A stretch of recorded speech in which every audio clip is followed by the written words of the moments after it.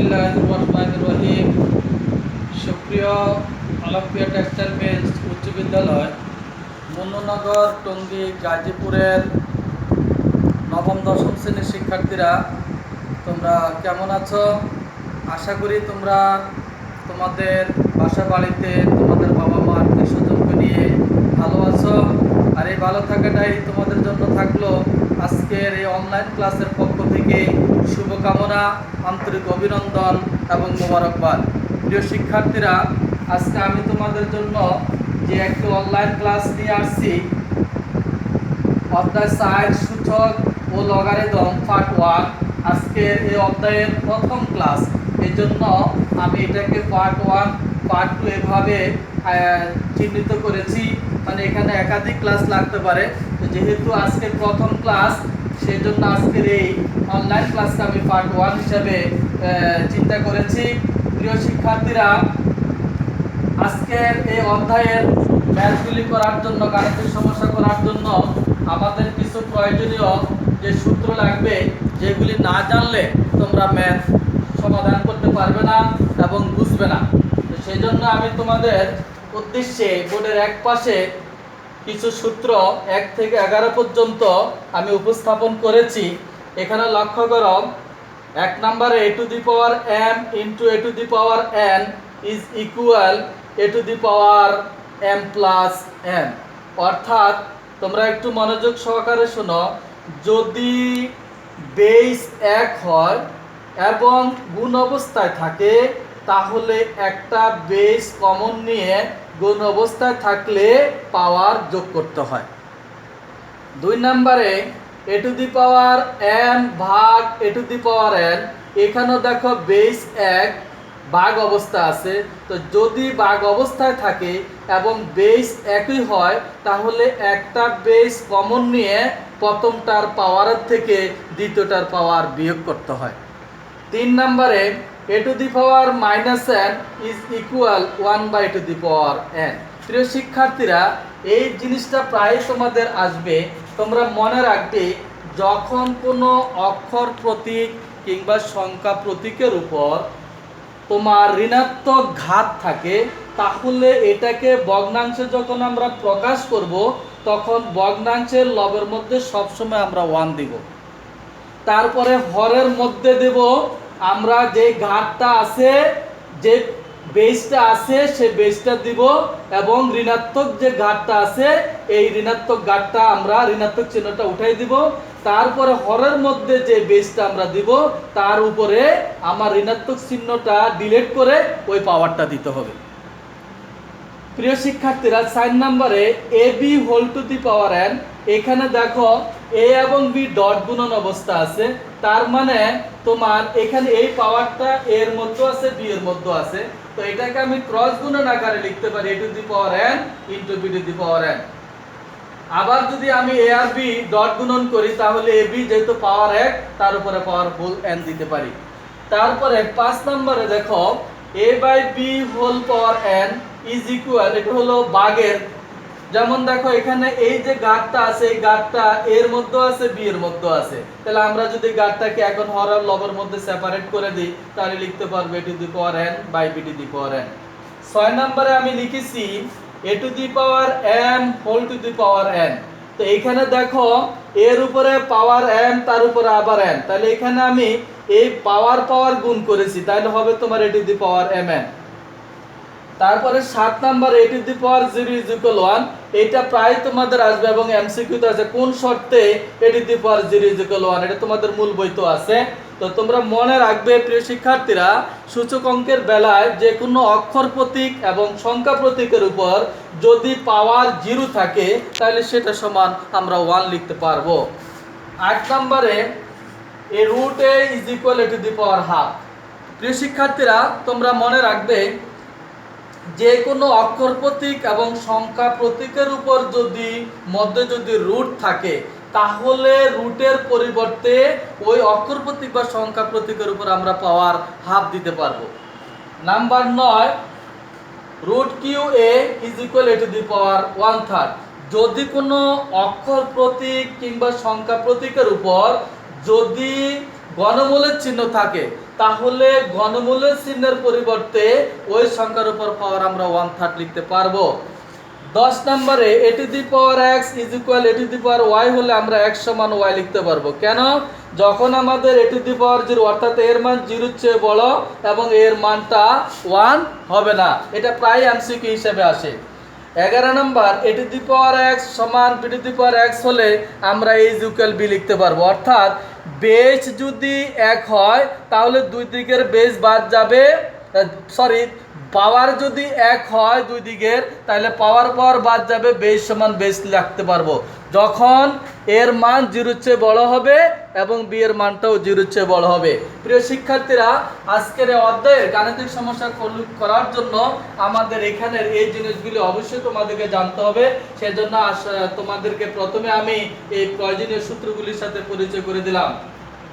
তারপর আজকের যে পাঠের বিষয়টা সূচক সংক্রান্ত গাণিতিক সমস্যা সমাধান, তোমরা বুঝতে পারছো সূচক সংক্রান্ত গাণিতিক সমস্যা সমাধান করার জন্য এই জিনিসগুলি তোমাদেরকে জানা লাগবে। আর এখানে এই অধ্যায়টা পড়ে আমরা কি জানতে পারবো, কি শিক্ষণফল তোমাদের অর্জিত হবে, তোমরা মূলদ সূচক ব্যাখ্যা করতে পারবে। 2 নাম্বার সূচকের নিয়মাবলী বর্ণনা ও তা প্রয়োগ করে সমস্যার সমাধান করতে পারবে। তোমরা এই অধ্যায়ের অর্থাৎ সূচক অধ্যায়টা করে তোমরা এই জিনিসগুলি মোটামুটি জানতে পারবে। তো প্রিয় শিক্ষার্থীরা, তাহলে আমি আজকের এই সূত্রগুলির সাহায্যে দুই একটা গাণিতিক সমস্যার সমাধান করার চেষ্টা করি। তোমরা একটু মনোযোগ সহকারে শোনো এবং বোঝার চেষ্টা করো। প্রিয় শিক্ষার্থীরা, তোমাদের বইয়ের 78 পৃষ্ঠার উদাহরণ 2 এর 78 পৃষ্ঠার উদাহরণ 2 এর খ নাম্বার ম্যাথটা দেখো। উদাহরণ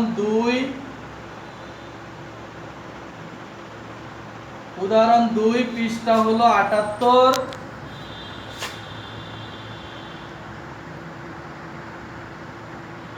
এখানে প্রশ্নটা হলো 3 two the power 3 into 2 to the power n minus 4 into 2 to the power n minus 2 ভাগ 2 to the power n minus 2 to the power n minus 1। এই হলো উদাহরণ 2 এর খ 78 পৃষ্ঠার ম্যাথটা। এখন এটাকে তোমার সরল করতে বলছে, তো আমরা সমাধানের কাজটা ধীরে ধীরে একটু করার চেষ্টা করি। সমাধান 3 into 2 to the power n minus 4 into 2 to the power n minus 2 ভাগ 2 to the power n minus 2 to the power n minus 1।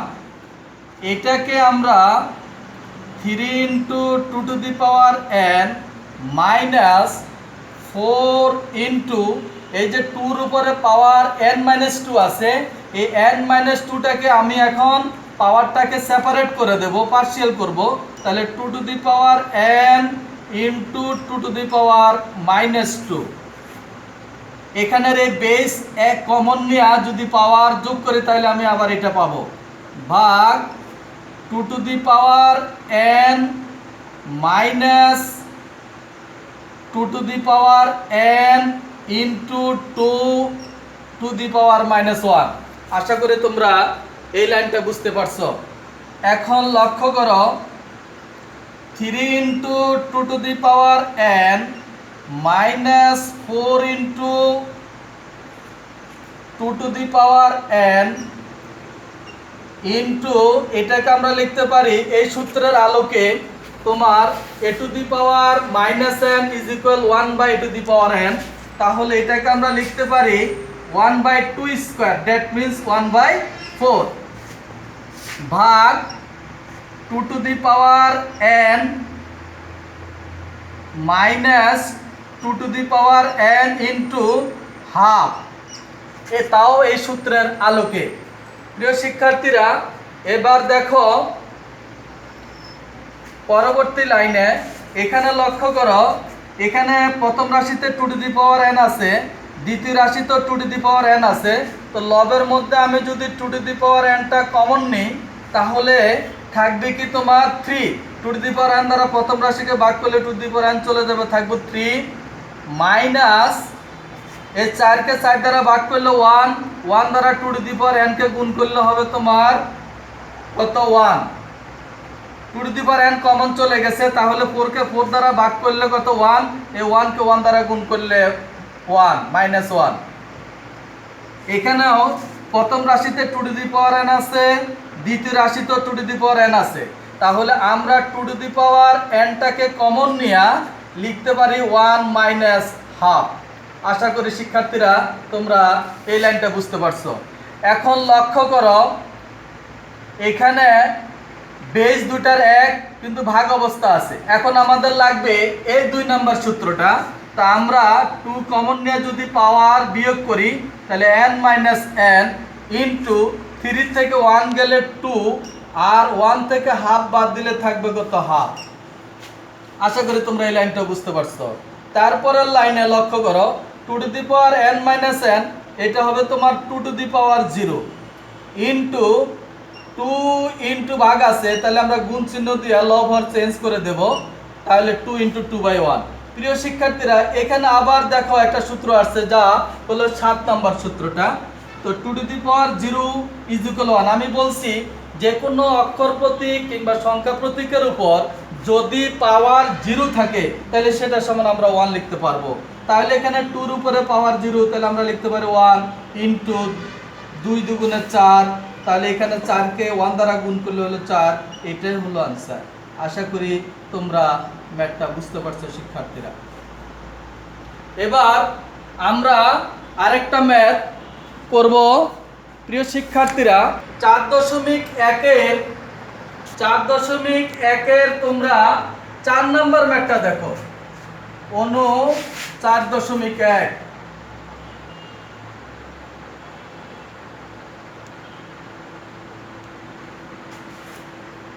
তোমরা 4 নাম্বার ম্যাথটা দেখো। এটাকে সরল করতে বলছে 2a inverse plus 3b inverse whole inverse সরলীকরণ করার জন্য বলছে। এখন লক্ষ্য করো সমাধান 2a inverse plus 3b inverse whole inverse, এটাকে আমরা লিখতে পারি 2/a। How it possible? আমরা এই যে সূত্র প্রয়োগ করে a ইনভার্স এটাকে আমরা লিখতে পারি 1/a তোমাদের 3 নাম্বার সূত্রটার আলোকে, প্লাস এটাও তাই, এটাকে আমরা লিখতে পারবো 3/b হোল ইনভার্স। এখন আমরা লসাগু নেব, a আর b এর লসাগু হলো ab, তো লসাগুকে হর দ্বারা ভাগ a দ্বারা b কে ভাগ করলে থাকবে b, b দ্বারা লব 2 কে গুণ করলে হবে তোমার 2b প্লাস এই b দ্বারা লসাগু ab কে ভাগ করলে থাকবে ভাগফল হবে a দ্বারা লব 3 কে গুণ করলে হবে তোমার 3a হোল টু দি পাওয়ার -1। এটাকে এখন পুরোটাকে যদি আমি a ধরি তাহলে a ইনভার্স সমান যদি 1/a লেখা যায়, আর এটা পুরোটাকে যদি আমি ধরি তাহলে এটাকে লেখা যাবে 1/2b প্লাস 3a/ab। তার মানে এটাকে আমি লিখতে পারি 1/ একটু যদি সাজাই লিখি 3a প্লাস 2b বাই কত ab। এখন 1/3a plus 2b by ab, এটাকে আমরা 1 into ab by 3a plus 2b, এটাকে আমরা লিখতে পারি ab by 3a plus 2b। এখানেই এই ম্যাথটার আনসার। আশা করি তোমরা এই ম্যাথটা বুঝতে পেরেছো।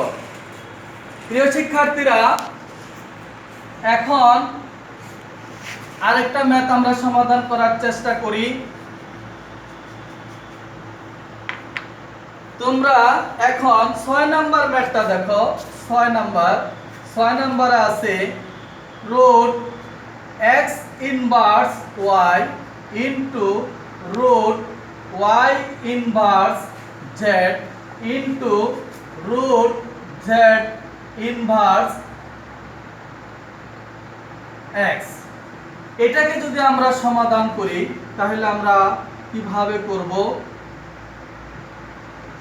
root x inverse y into root y inverse z into root z inverse x. প্রিয় শিক্ষার্থীরা লক্ষ্য করো, এটাকে এক্স ইনভার্স, এটাকে আমি লিখতে পারবো 1/x, তার সাথে ওয়াই গুণ, তার মানে এটাকে আমি লিখতে পারি একবারে y/x। অ্যাজ ইট ইজ এটাকে আমি লিখতে পারবো root z/y। As it is এটাকে আমি লিখতে পারবো একইভাবে x/z। এখন লক্ষ্য করো, এখানে সবগুলি রাশির মধ্যে রুট আছে, তো রুটটাকে যদি আমি একসাথে করে দিই তাহলে এটাকে আমি লিখতে পারি root y/x into root into z/y into x/z।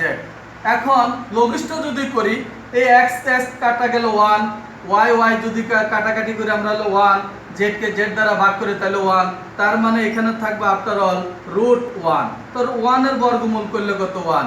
এটাই आंसर। আশা করি তোমরা এই ম্যাথটা বুঝতে পেরেছো। প্রিয় শিক্ষার্থীরা,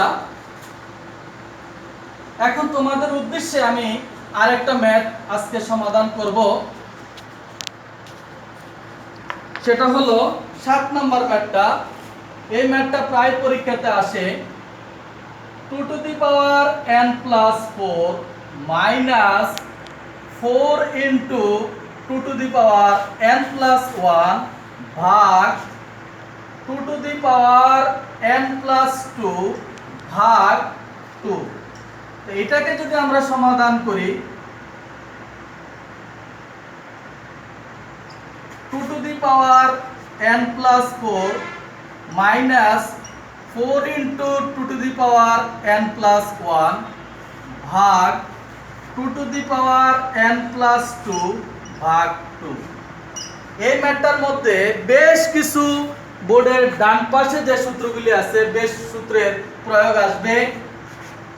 লক্ষ্য করো, এটাকে আমরা 2 to the power n plus 4, তো পাওয়ারটাকে আমরা সেপারেট করে 2 root to the power n into 2 to the power 4, আবার বেস কমন নিয়ে আমি এখানে আসতে পারবো, মাইনাস 4 ইন্টু, এটাও তাই 2 to the power n plus 1, এটাকে আমি লিখতে পারবো 2 to the power n into কত? 2, তার মানে কত? 1। তো 2 to the power 1 that means 2। এখানে আমরা বেস দুইটার এক, প্রথমটার পাওয়ার হলো 2 টু দি n প্লাস 1 আর দ্বিতীয়টার উপর কোনো পাওয়ার বা ঘাত নাই। তো মনে রাখবে, সূচকাঙ্কের বেলায় যে কোনো অক্ষর প্রতীক কিংবা সংখ্যা প্রতীকের উপর যদি কোনো ঘাত বা পাওয়ার না থাকে তাহলে তার ঘাত মনে মনে 1 ধরতে হবে। তাহলে দেখো, দুইটার বেস এক, প্রথমটার পাওয়ার হলো n প্লাস 2, দ্বিতীয়টার পাওয়ার যদি আমরা 1 ধরি এবং ভাগ অবস্থা আছে, তাহলে এটা আছে তোমার 2 নম্বর সূত্রের প্রয়োগটা। তাহলে এটাকে আমরা লিখতে পারি 2 to the power n plus 2 minus 1। এবার লক্ষ্য করো, এখানে প্রথম রাশিতে লবের মধ্যে 2 টু দি পাওয়ার n আছে, দ্বিতীয়টার মধ্যেও 2 টু দি পাওয়ার n আছে। তাহলে আমরা যদি 2 to the power n common নিই তাহলে থাকবে প্রথম রাশিতে 2 টু দি পাওয়ার 4 মাইনাস 7 2 গুণে 8, আর এখানে থাকবে তোমার 2 to the power n plus 2 minus 1, তাহলে থাকবে তোমাদের 2 টু দি পাওয়ার n, একটু সংকেত করি আমি, 2 to the power n plus 1 থাকবে। তো এটাকে যদি আমি আবার পার্শিয়াল করি তাহলে 2 to the power n into কত? 2। আশা করি তোমরা এই লাইনটা বুঝতে পারছো। এখন শিক্ষার্থীরা, উপরে একটু মুছে দেই। লক্ষ্য করো, এখানে বেস 1 ভাগ অবস্থা আছে, তাহলে আমরা যদি বেস কমন নিয়া ভাগ অবস্থা আছে পাওয়ার বিয়োগ করে, তাও 2 নম্বর সূত্রটা, তাহলে 2 to the power n minus n into 2 to the power 4 that means 16, তার থেকে 8 বাদ গেলে থাকবে 8, আর এখানে তোমার হবে কত? 2। আশা করি এই লাইনটা তোমরা বুঝতে পারছো। তাহলে এখানে থাকবে তোমার 2 টু দি পাওয়ার 0 আর হলো 4 দুগুণে 8। এখন আমার এই যে 2 টু দি পাওয়ার 0, এটা আছে তোমার 7 নম্বর সূত্রটা, তাহলে এটাকে আমরা 2 টু দি পাওয়ার 0 এটাকে আমরা লিখতে পারবো 1 ইনটু কত? 4, তাহলে 1 আর 4 গুণ করলে 4, এটাই অঙ্কটার সরল মান। প্রিয় শিক্ষার্থীরা, আজকে এই পর্যন্ত। তো বিদায় নেওয়ার পূর্বে তোমাদের উদ্দেশ্যে কিছু কথা বলবো। তোমরা আজকের আজকের এই যে অনলাইন ক্লাসটা আমি নিয়েছি, এটা তোমাদের জন্য অত্যন্ত ইম্পর্টেন্ট একটা ক্লাস, যা তোমাদের আগে কখনো ছিল না। এই টপিক তোমরা প্রিভিয়াস ক্লাসগুলিতে করো নাই, এটা আজকে তোমাদের জন্য নতুন, এবং এটা তোমাদের বার্ষিক পরীক্ষার সিলেবাস হিসেবে দেওয়া হয়েছে। তোমরা এখান থেকে ফুল একটা প্রশ্ন পাবে ইনশাআল্লাহ। তো তোমরা আজকের এই আলোচনা বুঝে থাকলে আমাকে একটা লাইক দিবে, তাহলে তোমাদের বোঝানোর জন্য, ক্লাস নেওয়ার জন্য আমার মাঝে অনুপ্রেরণা আসবে, এবং তোমরা ইউটিউবের সবগুলি ক্লাস ডাউনলোড করা ক্লাসগুলি তোমরা ভালো করে অনুসরণ করবে এবং বাসা বাড়িতে প্র্যাকটিস করবে। তোমরা তোমাদের বাবা মার কথা শুনবে এবং লেখাপড়া মনোযোগী হবে, এই আশাবাদ ব্যক্ত করে তোমাদের সকলকে আবারও আমার অন্তরের অন্তঃস্থল থেকে তথা হৃদয়ের গভীর থেকে আন্তরিক অভিনন্দন এবং মোবারকবাদ, ধন্যবাদ জানিয়ে আজকের অনলাইন ক্লাস আমি এখানে শেষ করছি। আল্লাহ হাফেজ।